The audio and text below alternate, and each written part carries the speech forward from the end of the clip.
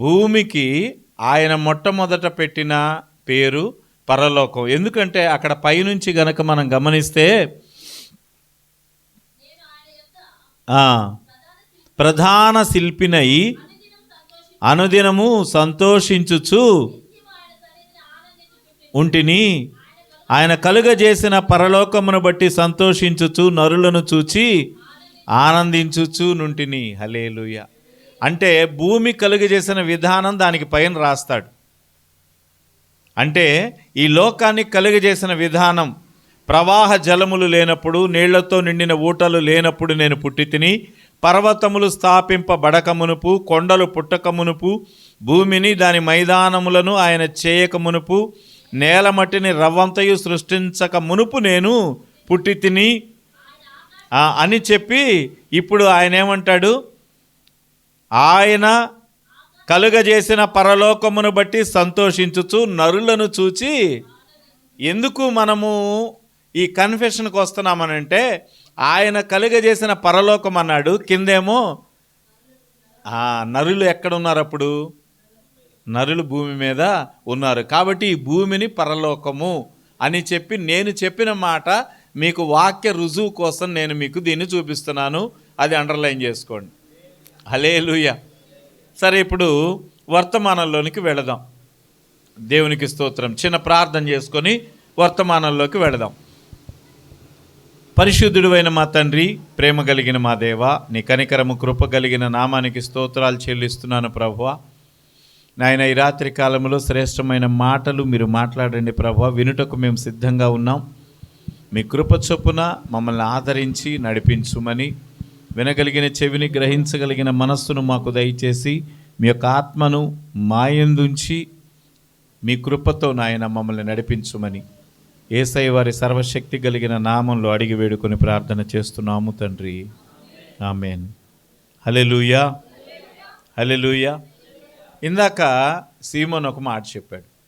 ఆ మాటను బట్టి కొన్ని విషయాలు ఎక్కువ లోతైన వాక్యంలోకి మనం వెళ్ళాల్సిన పనిలే. ఈ సంవత్సరం నిజానికి నా టెస్ట్ మనీ కూడా నేను పంచుకోవాలని అనుకున్నాను. దానితో కూడా ఈ వాక్యం ఇమిడి ఉన్నది. హల్లెలూయా. నా టెస్ట్ మనీ కూడా నేను పంచుకోవాలనుకుంటున్నాను. ఎందుకంటే గడచిన సంవత్సరాల్లో కన్నా నేను ఇంకా ఈ సంవత్సరం ఎక్కువ లోతులోనికి నడిచాను. ఎందుకు అనంటే, రోమేలుకు రాసిన పత్రిక నేను మరలా అర్థమయ్యేటట్లుగా రాయటం విషయంలో కావచ్చు, ఇంకా దేవుని యొక్క చిత్తాన్ని తెలుసుకునే దానిలో భాగంగా లోతులోనికి నడవటంలో కావచ్చు, దేవుని చిత్తాన్ని గైకొనటంలో కావచ్చు, ఆయనకి ఘనమైన బిడ్డగా ఉండటానికి నన్ను నేను నిర్ణయించుకొని తీర్మానం చేసుకొని ఆ రీతిగా బ్రతుకుతున్న తీరును బట్టి కావచ్చు, ఆయన నన్ను అంచెలంచెలుగా హెచ్చిస్తూ ఉన్నారు. ఆమేన్. హల్లెలూయా. అందుకనే నేను ఒక మాట చెప్తాను. ఈ స్థితి ఎలా సాధ్యమవుతుంది? ఒక మానవుడికి రక్షణ పొందినప్పుడు ఆశీర్వాదం వచ్చేస్తుందా అంటే, క్రైస్తవ భక్తి అనేది అసలు దేనితో ఇమిడి ఉన్నది? ఒక వ్యక్తిని దేవుడు ఆశీర్వదించాలి అని అంటే, ఒక వ్యక్తిని దేవుడు బ్లెస్ చేయాలి అని అంటే ఏ క్వాలిటీస్ ఉండాలి, ఏం క్వాలిఫికేషన్స్ ఉండాలి? చాలాసార్లు మనకు ఆశ చాలా ఉంటుంది, కానీ మనం ఆశీర్వదింపబడలేం. చాలాసార్లు ఉన్నతమైన వాటిని ఊహించుకుంటాం, అవి మనకి రావు.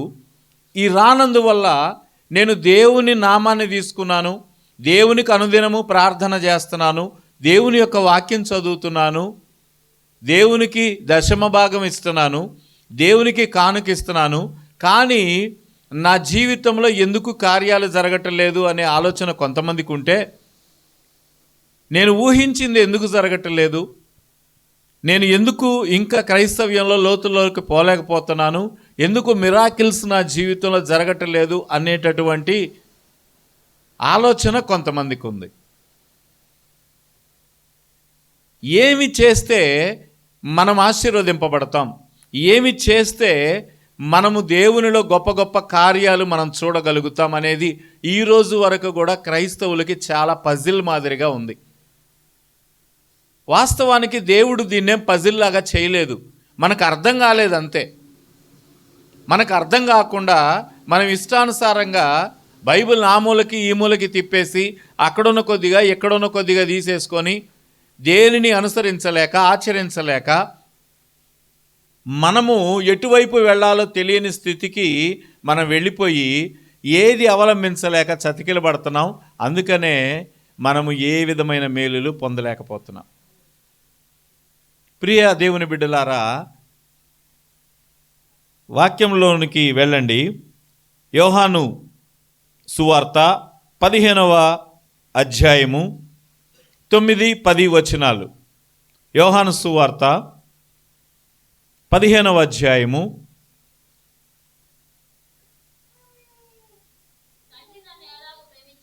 బాగా శ్రద్ధగా వినండి. తండ్రి నన్ను ఎలాగూ ప్రేమించెనో నేనును మిమ్మును అలాగుననే ప్రేమించితిని. నా ప్రేమ యందు నిలిచియుండుడి. నేను నా తండ్రి ఆజ్ఞలు గైకొని ఆయన ప్రేమ యందు నిలిచియున్న ప్రకారము మీరును నా ఆజ్ఞలను గైకొనిన ఎడల నా ప్రేమ యందు నిలిచియుందురు.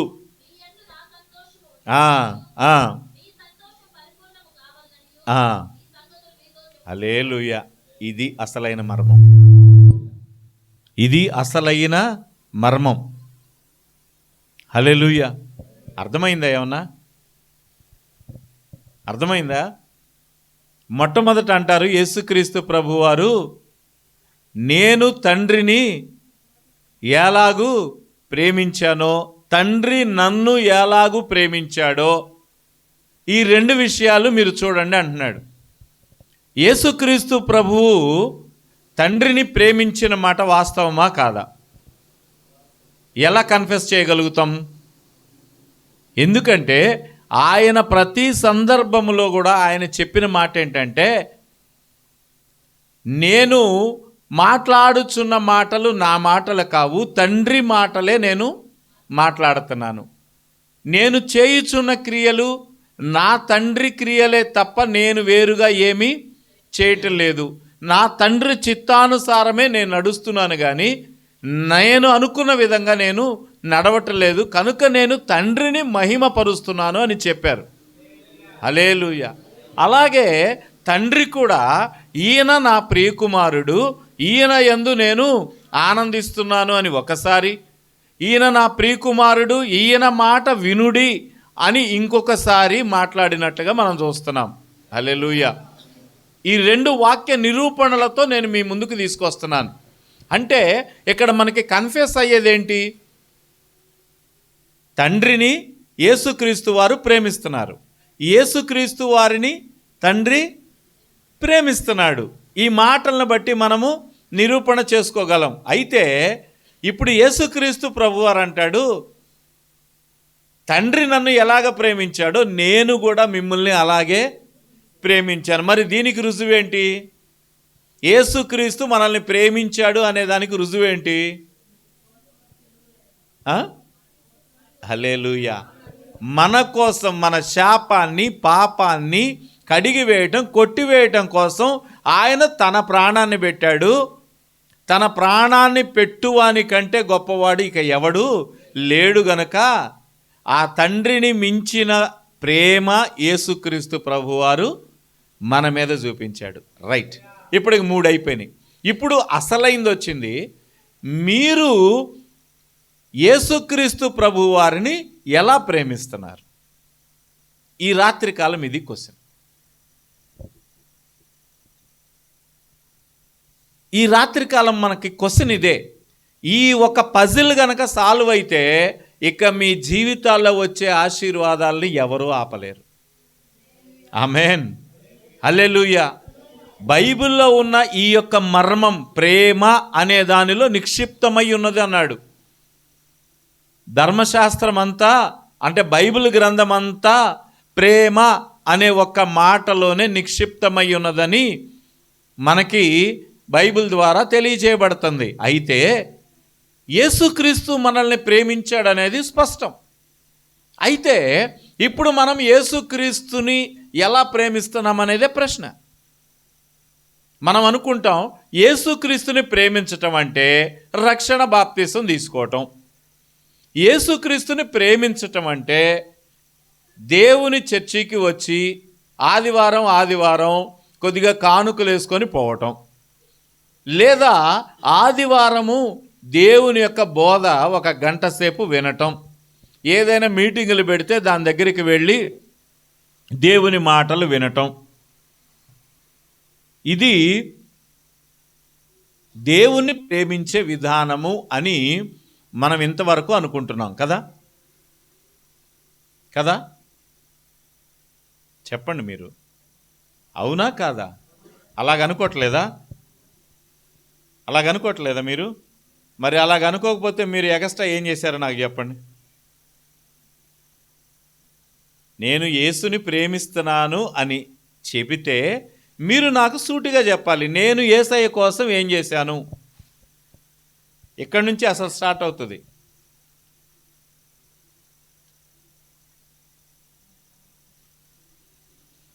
ఆజ్ఞలు పాటించాలి. సరే, ఆజ్ఞలన్నీ మనం చాలా జాగ్రత్తగా పాటించేస్తున్నామా?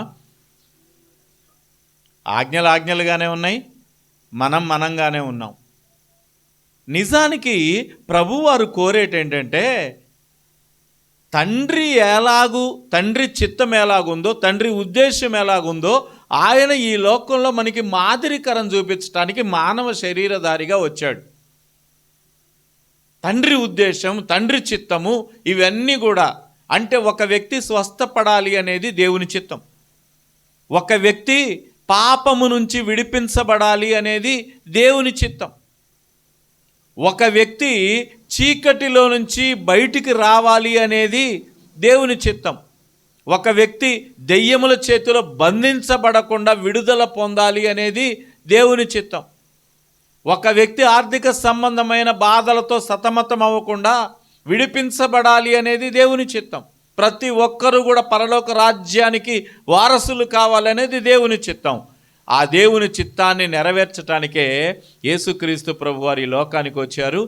ఆయన ఆ యొక్క విషయాలను గురించే ప్రకటించారు. ఈరోజు యేసుక్రీస్తు ప్రభువుని పోలి మనం నడుచుకుంటే నిజానికి ఇక ఆ ఆశీర్వాదాలు ఆపటం ఎవరి తరం కూడా కాదు.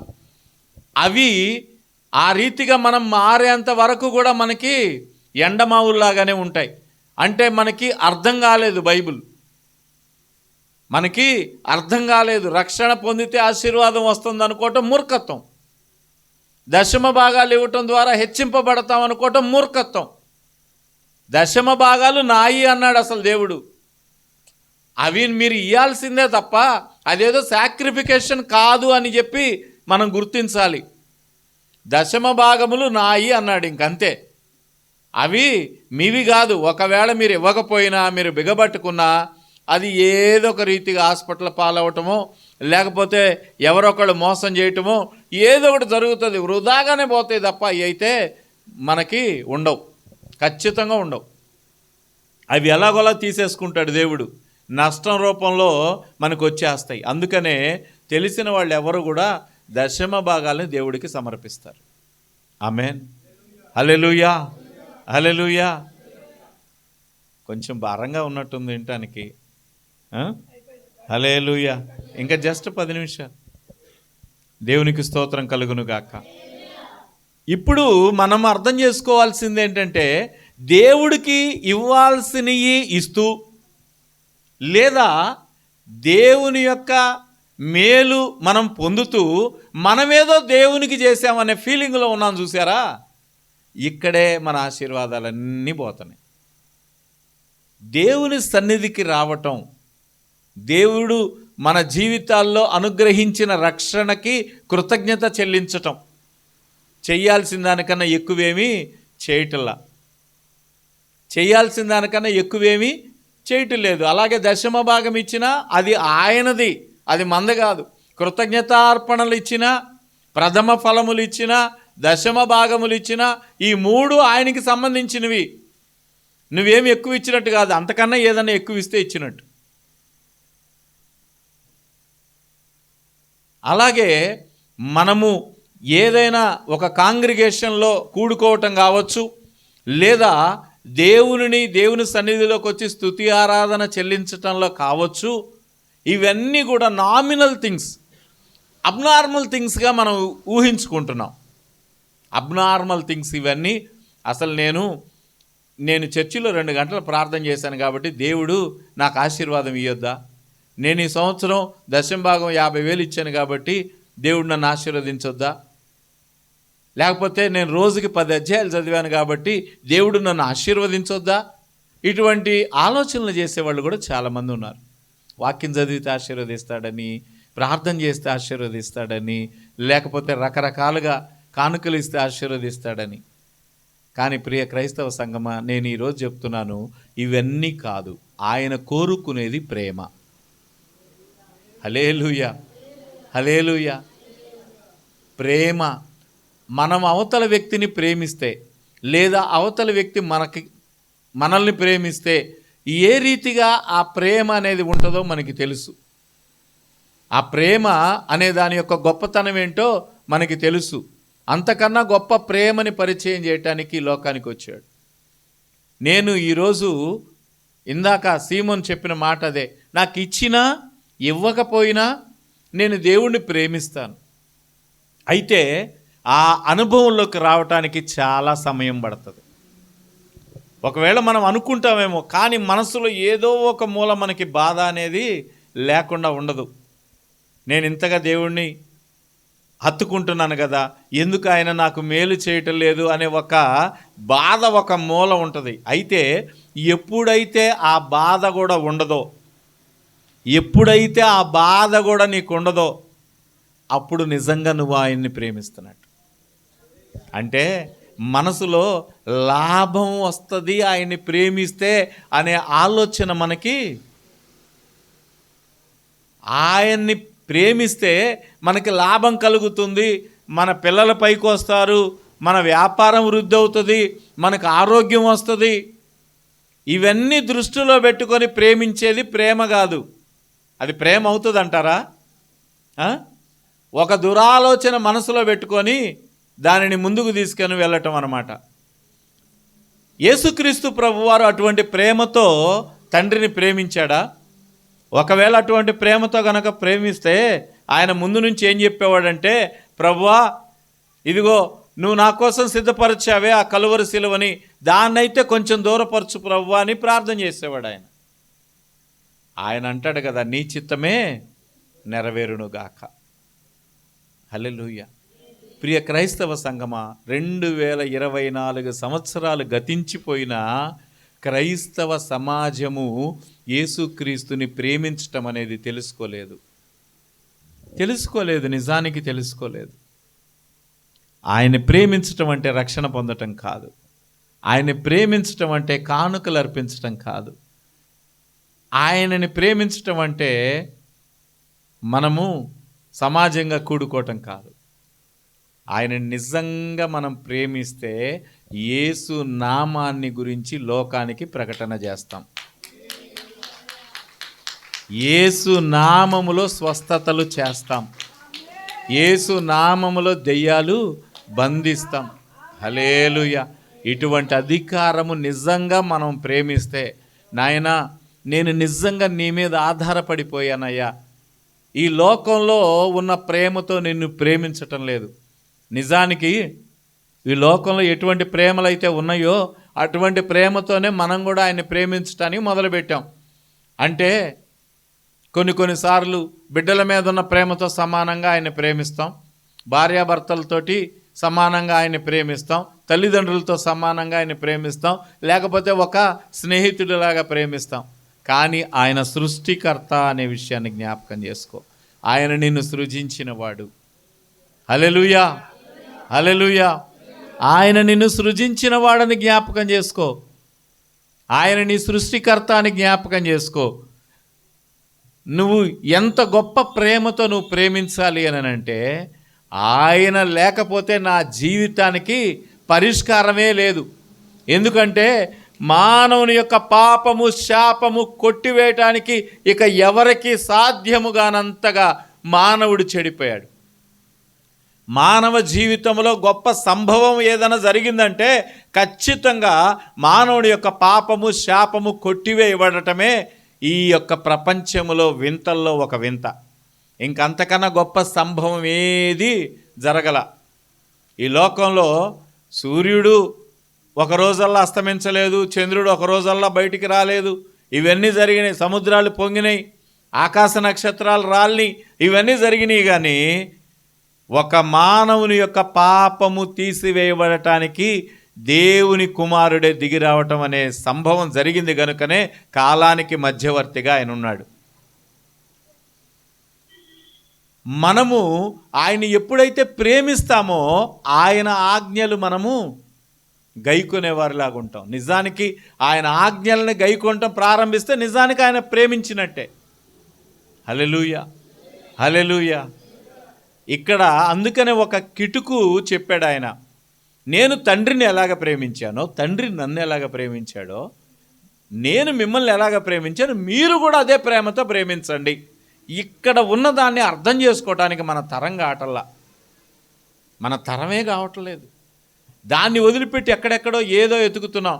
ఇంకా కొంతమంది అయితే ముందడిగేసి బెల్లంపల్లి ఆశీర్వాదం ఉంది, హైదరాబాదులో ఆశీర్వాదం ఉంది, విజయవాడలో ఆశీర్వాదం ఉందని పరిగెత్తున్నారు. ఆశీర్వాదం ఎక్కడుంది ప్రియమైన వారలారా?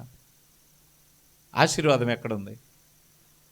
నువ్వు ఎప్పుడైతే ఆయన్ని నిజంగా ప్రేమిస్తావో అప్పుడు ఆశీర్వాదం నీ మీదకి వస్తుంది. ఆమేన్, ఆమేన్. నేను ఆయనని నిజంగా ప్రేమించటం ప్రారంభించాను ఈ సంవత్సరం. నేనేం నా అంతరంగాన్ని నేనేం దాచుకోవాల్సిన పనిలే, ఎవడి కోసం దాచుకోవాల్సిన పనిలే. ఒకవేళ నేను ఇప్పుడు చెప్పాను కాబట్టి పాస్టర్ గారు ఇంతవరకు ఆయన ప్రేమించలేదేమో అని మీరు నన్ను తేలిగ్గా చూస్తారనే భయం నాకేం లేదు. ఎందుకంటే నేను ఎవరికైనా సమాధానం చెప్పుకోవాలంటే అది పరిశుద్ధాత్మ దేవునికి, నా ప్రభు అయిన యేసుకి తప్ప నేను ఎవరికి జవాబుదారి కాదు. హల్లెలూయా, హల్లెలూయా. గడిచిన కాలంలో నేను కూడా మీ వంటి అభిప్రాయాలతో సతమతమవుతూ వెళుతున్నవాడినే. చాలా సందర్భాల్లో దేవుని సేవ చేసేటప్పుడు, శ్రమలు వచ్చినప్పుడు, దేవుని సేవ చేసేటప్పుడు, అనేక రకాలైన నష్టాలు వచ్చినప్పుడు, దేవుని సేవ చేస్తున్నప్పుడు, అనేక రకాలైన ఇరుకులు, ఇబ్బందులు, యాక్సిడెంట్లు ఇవన్నీ వచ్చినప్పుడు మానవ సంబంధమైన హృదయం ఏమవుతుందండి? నేను ఇంతగా దేవుడికి చేస్తున్నాను, దేవుడు నాకేం చేశాడనే ప్రశ్న వస్తుంది కదా. ఇవన్నీ వచ్చినప్పుడు మన హృదయంలో ఒక తుఫాను చెలరేగి దేవుణ్ణి సంపూర్ణంగా మనం హత్తుకోలేం. అంటే నేను నీకు ప్రార్థన చేసినప్పుడు నువ్వు నాకు మేలు చేయకపోతే ఉపయోగం ఏంటి అనే క్వశ్చన్ మనం వేస్తాం. ఈ క్వశ్చనే ప్రతి ఒక్కరికి రేజ్ అవుతుంది. నాకు అనారోగ్యం వచ్చింది, నేను నిన్ను కొలుస్తున్నాను కదా, నా జీవితంలో ఎందుకు అనారోగ్యం వచ్చిందనే ప్రశ్న మనకు వస్తుంది. అయితే ఈ రాత్రి కాలం పరిశుద్ధాత్మ దేవుడు ఏం చెప్తున్నాడంటే, ఈ యొక్క ఆలోచన ఏది లేకుండా, అంటే ప్రభువా నేను నీ దగ్గరికి వచ్చి 2 గంటలు ప్రార్థన చేస్తాను, నువ్వు నాకు ఆరోగ్యం ఇస్తావా? ఇదిగో 200 కానుకేస్తాను, నాకు 2000 లాభం వచ్చేటట్టు చేస్తావా? ఇటువంటి ప్రశ్నలన్నీ కాకుండా, ప్రభువా నీవు సర్వశక్తిమంతుడవు, లోకరక్షకుడవు, నువ్వు నన్ను సృజించావు గనక నేను నిన్ను ఘనపరుస్తాను. ఆమేన్. ఇక మనసులో ఏది ఉండకూడదు, లాభ నష్టాల బేరీజు ఏది కూడా ఉండకూడదు. అయితే ఇటువంటి అనుభవం రావాలంటే టైం పడుతుంది, కానీ అసాధ్యం కాదు, అసాధ్యం కాదు. లాభ నష్టాలతో బేరీ చేసినప్పుడు ఇదే జరుగుతుంది. లాభ నష్టాలతో బేరీజు కాకుండా మనము వేరేగా దేవుణ్ణి అర్థం చేసుకోవడానికి ప్రయత్నించాలి.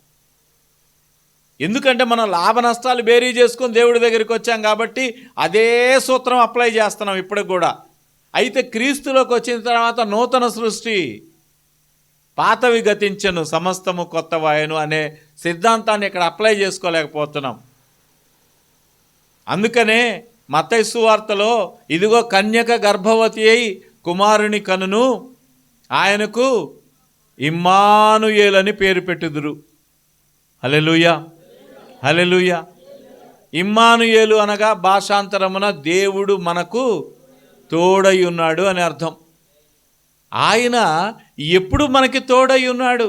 ఆయన పేరే ఇమ్మానుయేలు. ఆయన ఇమ్మానుయేలు దేవుడుగా దిగి వచ్చాడు.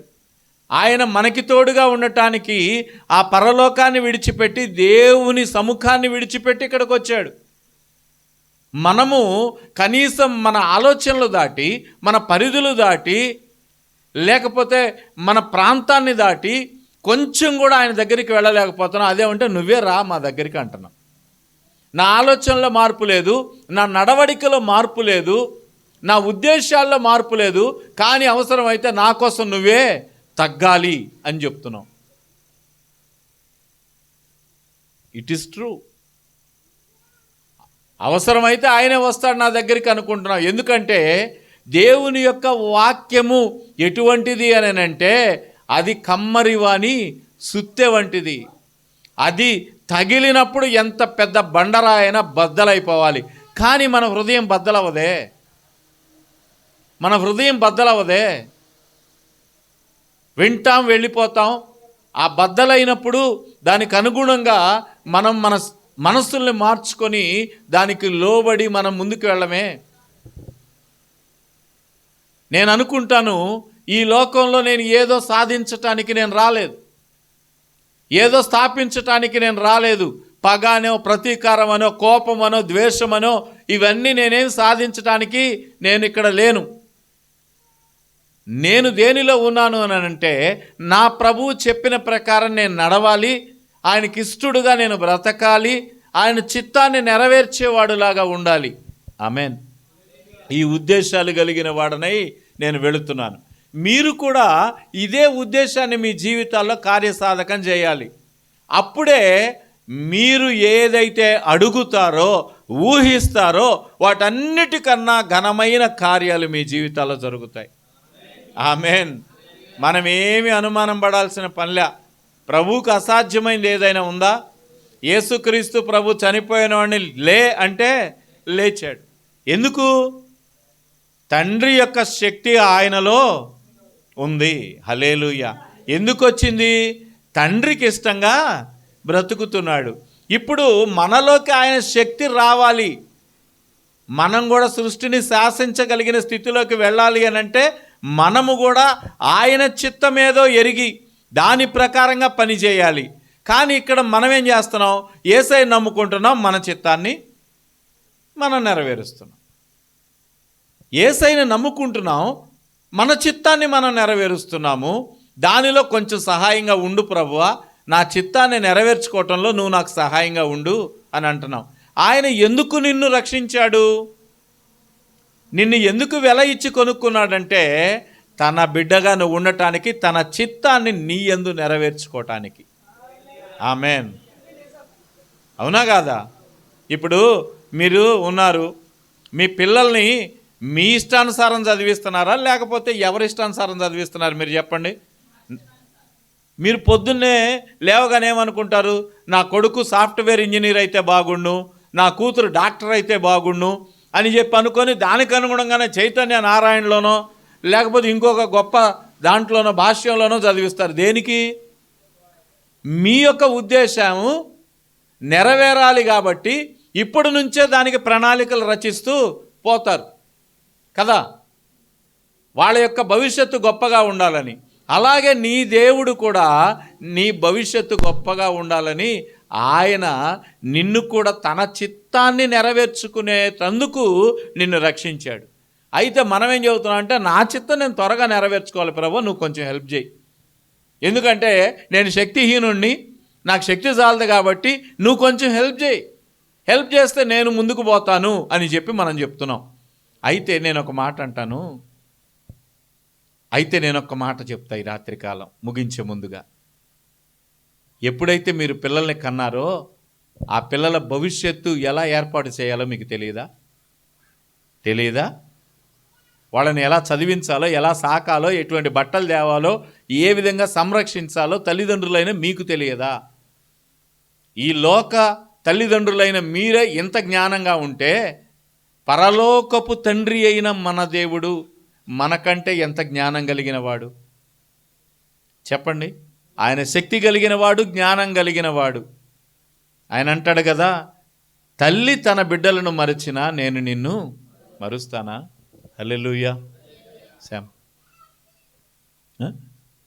తల్లి బిడ్డను మరిచినా, తన చంటి బిడ్డను మరిచినా మరుస్తునేమో కానీ నేను నిన్ను మరువను, ఎడబాయను. హల్లెలూయా, హల్లెలూయా. సింహపు పిల్లలైనా కొదువగలిగి ఆకలిగొనినా నీ పిల్లలు ఆకలితో అలుమటింతురా, నీవున్నంత వరకు నీ పిల్లలు ఆకలితో అలుమటింతురా, నీవున్నంత వరకు. ఆశ్చర్యకరుడా నా ఆలోచనకర్తవు, నిత్యుడగు తండ్రివి, నా షాలేము రాజు. నిత్యుడగు తండ్రివి, నా షాలేము రాజు. విత్తని పక్షులను నిత్యము పోషించుచున్నావు, విత్తని పక్షులను నిత్యము పోషించుచున్నావు. నీ పిల్లలు వాటి కంటే శ్రేష్ఠులే గదా, నీవున్నంత వరకు నీ పిల్లలు వాటి కంటే శ్రేష్ఠులే గదా, నీవున్నంత వరకు. ఆశ్చర్యకరుడా ఆలోచనకర్తవు, నిత్యుడగు తండ్రివి, నా షాలేము రాజువు. నిత్యుడగు తండ్రివి, నా షాలేము రాజువు. చీకటి తొలిగే నీతి సూర్యుడు నాలో ఉదయించే, చీకటి తొలిగే నీతి సూర్యుడు నాలో ఉదయించే. నీ సాక్షిగా వెలుగుమయమై తేజరిల్లెదను, నీవున్నంత వరకు నీ సాక్షిగా వెలుగుమయమై తేజరిల్లెదను, నీవున్నంత వరకు. ఆశ్చర్యకరుడా నా ఆలోచనకర్తవు, నిత్యుడగు తండ్రివి, నా షాలేము రాజువు. నిత్యుడగు తండ్రివి, నా షాలేము రాజువు. నిత్యుడగు తండ్రివి, నా షాలేము రాజువు. సింహపు పిల్లలైనా కొదువగలిగి ఆకలిగొనినా, సింహపు పిల్లలైనా కొదువగలిగి ఆకలిగొనినా, నీ పిల్లలు ఆకలితో అలుమటింతురా, నీవున్నంత వరకు నీ పిల్లలు ఆకలితో అలుమటింతురా, నీవున్నంత వరకు. ఆశ్చర్యకరుడా నా ఆలోచనకర్త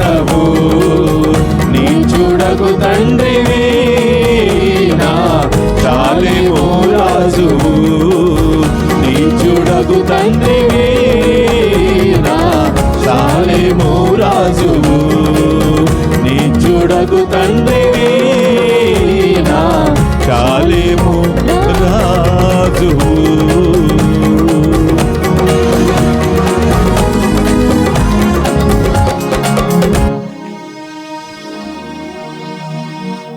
సారేపతులో ఒక విధవరాలుంది. సారేపతులో ఒక విధవరాలుంది. ఆమె కరువు దినాల్ని ఎదుర్కోబోతుంది. కరువు అనేది వస్తుందని తెలిసి దైవజనుని ముందుగానే దేవుడు పంపించాడు. అలాగే ఏలియా ఎక్కడున్నాడు? ఏ నది దగ్గర ఉన్నాడు? కెరేతు వాగు దగ్గర ఉన్నప్పుడు కాకోలముల చేత ఆహారం పంపించాడు. ఆ వాగు ఎండిపోయేదాకా ఆ వాగు నీళ్లు తాగుతూ కాకోలముల చేత ఆహారం తీసుకుంటూ అక్కడ ఉంచాడు దేవుడు. నమ్మితే దేవుని మహిమని నీవు చూస్తావు. మనం లాభ నష్టాలు బేరీ చేసుకొని, ప్రభువా నేను 1 గంట ప్రార్థన చేస్తాలే కానీ నువ్వు నాకేమిస్తావు, 2 అధ్యాయాలు చదువుతాలే కానీ నువ్వు నాకేమిస్తావు, ఈ 2 అధ్యాయాలు చదవగానే వెంటనే మనకి అనుకున్న పని అయిపోవాలా, లేకపోతే కోపం వస్తుంది దేవుడి మీద. మనం ఏదైనా దేవుని సన్నిధిలో విత్తితే వెంటనే వచ్చేయాల. కానీ నేను మొన్న మీకు చెప్పాను ఒక మాట. ఒక చెట్టును చూపించాడు, 2 సంవత్సరాలు దానిలో ఫలము అనేది కనపడలేదు. 2.5 సంవత్సరాలు ఫలము కనపడలేదు. ఇప్పుడు చెట్టుని అమాంతంగా దేవుడు పెంచాడు. నేను చూసారా, నా పక్కనే కుడి చేతి పక్కన ఎంతెంత కాయలు ఉన్నాయి, గుత్తులు. అంటే ఆ ముందల 2 సంవత్సరాల కాపు కూడా ఇప్పుడే ఒకేసారి ఇచ్చాడు దేవుడు. హల్లెలూయా. మీరు చెట్టు ఎటువైపు పెరుగుతుందో మీరు గమనించారా? అటువైపు ఉంటే చెట్టు ఇటువైపు విస్తరిస్తుంది. అంటే ప్రజలందరికీ దేవుడు చెప్తున్నాడు సింబాలిక్గా, ఇదిగో దేవుని సన్నిధిని ఏదైతే ఆనుకొని ఉంటుందో అది విస్తరిస్తుంది అని, అది ఫలిస్తుంది అని చెప్తున్నాడు. ఆమేన్. నిజానికి ఆ మాట నేను చెప్పినప్పుడు వాళ్ళందరూ, ఆ సంఘం వాళ్ళందరూ ఇక ఇప్పటిదాకా ఆ మాట మర్చిపోకుండా అదే నెమరు వేసుకుంటున్నారు. వాళ్ళ హృదయాలను అంతగా కదిలించిందనమాట. దేవునికి స్తోత్రం కలుగును గాక. మనకి ఈ సంవత్సరం ఒకవేళ సీజన్ లేకపోవచ్చు, మనం నష్టపోవచ్చు, కానీ మన దేవుడు మనతో కూడా ఉన్నాడు. మనం గనక ఆయన్ని ప్రేమించి ఆయన హత్తుకుంటే 2 సంవత్సరాల ఫలితం ఒకేసారి వస్తుంది. ఆమేన్. దాని గురించి మనం చింతించాల్సిన పని ఏది లేదు.